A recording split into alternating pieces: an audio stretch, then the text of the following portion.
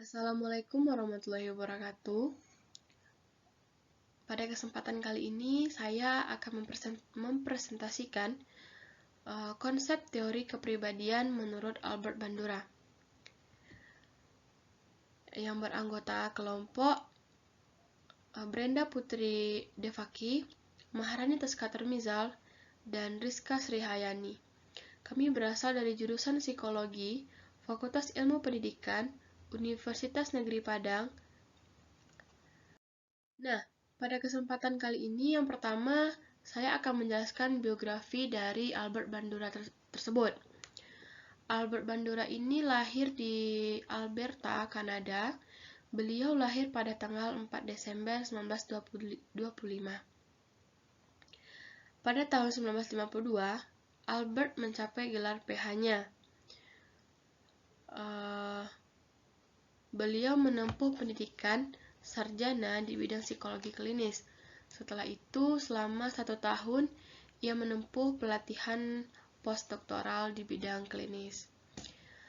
Pada tahun 1953, Albert bekerja di Universitas Stanford dan menjadi Profesor David Starr dalam bidang ilmu pengetahuan sosial. Pada tahun 1974, Albert menjadi ketua American Psychical Association dan menjadi ketua APA. Kemudian, pada tahun 1972, Albert dianugerahi penghargaan Distinguished Science Award. Nah, selanjutnya ada observational learning. Observational learning ini merupakan metode manusia belajar dengan mengamati perilaku orang atau model pembelajaran melalui kondisi yang dialami orang lain. Selanjutnya ada struktur kepribadian. Struktur kepribadian ini yang pertama ada sistem self. Sistem self ini merupakan pengaruh yang ditimbulkan oleh self sebagai salah satu determinan tingkah laku yang tidak dapat dihilangkan tanpa membayangkan penjelasan dan kekuatan prediksi. Yang kedua ada regulasi diri. Regulasi diri ini adalah individu memiliki kapasitas motivasi dirinya sendiri untuk menetapkan tujuan personalnya. Yang ketiga ada efikasi diri. Efikasi diri ini merupakan elemen kepribadian yang krusial yang berasal dari pengalaman performasi yang dicapai di masa lalu, pengalaman vikarius yang diperoleh melalui cycle modeling, persepsi sosial, dan keadaan emosi. Selanjutnya ada efikasi kolektif. Efikasi kolektif ini merupakan keyakinan yang ada di dalam masyarakat bahwa usaha mereka secara bersama-sama dapat menghasilkan perubahan sosial tertentu. Nah, selanjutnya ada dinamika kepribadian. Dinamika kepribadian yang dimaksud oleh Bandura ini lebih kepada motivasi sebagai sumber inspirasi bertingkah laku, motivasi sebagai konstruk kognitif, bersumber dari gambar hasil dan harapan keberhasilan yang telah dicapai. Nah, selanjutnya ada kepribadian berfokus pada sosial kognitif.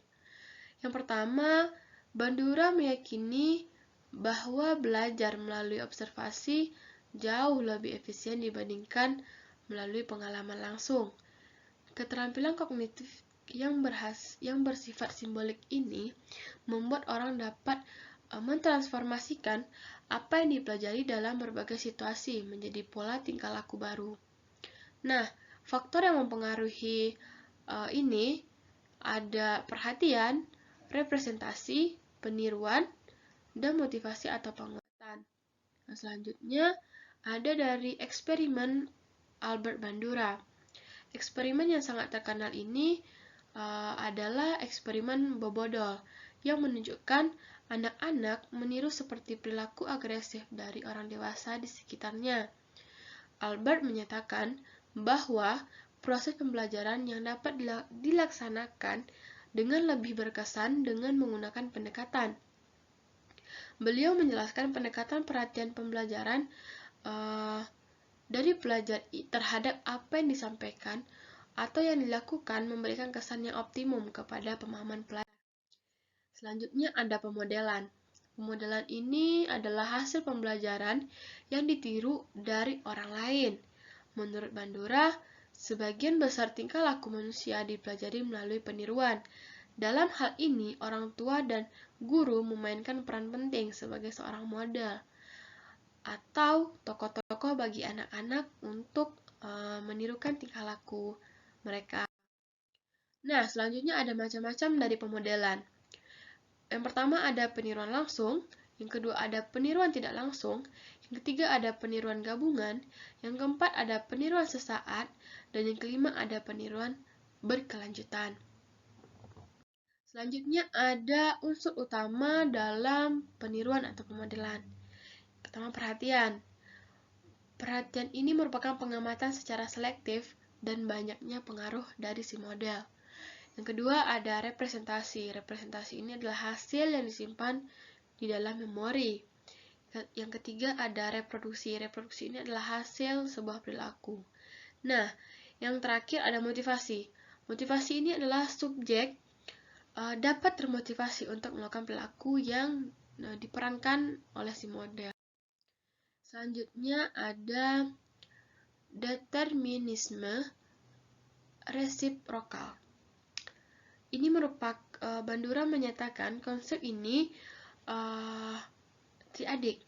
Pertama, perilaku orang serta lingkungan semua bekerja secara interaktif atau saling mempengaruhi. Tindakan manusia merupakan hasil interaksi dari 3 variabel tersebut.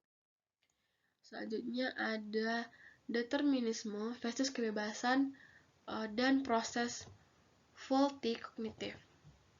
Dalam konsepnya ini, tentang determinisme ini, melawan kebebasan, Bandura menjelaskan tentang perilaku individu yang diatur oleh individu itu sendiri. Bandura menjabarkan kebebasan sebagai istilah untuk sejumlah pilihan yang tersedia bagi orang dan peluang mereka. Menurut Bandura, babatan mencakup inkompetensi, kekuatan, dan inhibitor sosial. Menurut Bandura, perilaku bisa sangat dipengaruhi oleh imajinasi seseorang. Faulty kognitif, proses ini terjadi karena yang pertama ada kecenderungan mengevaluasi benda dari penampakan, yang kedua ada informasi diambil dari bukti yang tidak memadai, yang ketiga caranya salah dalam mengolah informasi. Selanjutnya ada ciri-ciri teori permodelan Bandura. Yang pertama ada unsur pembelajaran utama ialah pemerhati dan peniruan. Kedua, ada tingkah laku model boleh dipelajari melalui bahasa, teladan, nilai, dan lain-lain. Yang ketiga ada pelajar meniru suatu kemampuan dari kecakapan yang didemonstrasikan guru sebagai model. Selanjutnya ada proses pembelajaran meliputi dari perhatian mengingat, peniruan dengan tingkah laku atau timbal balik yang sesuai, diakhiri dengan penguatan yang positif.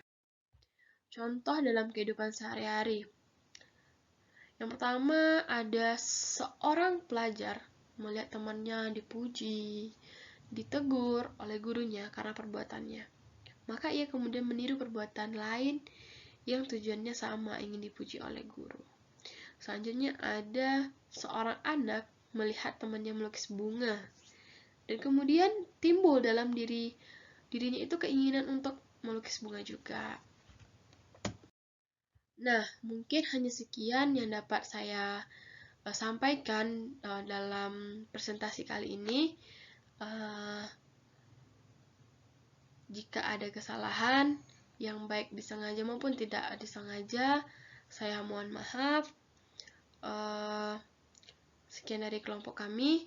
Assalamualaikum warahmatullahi wabarakatuh.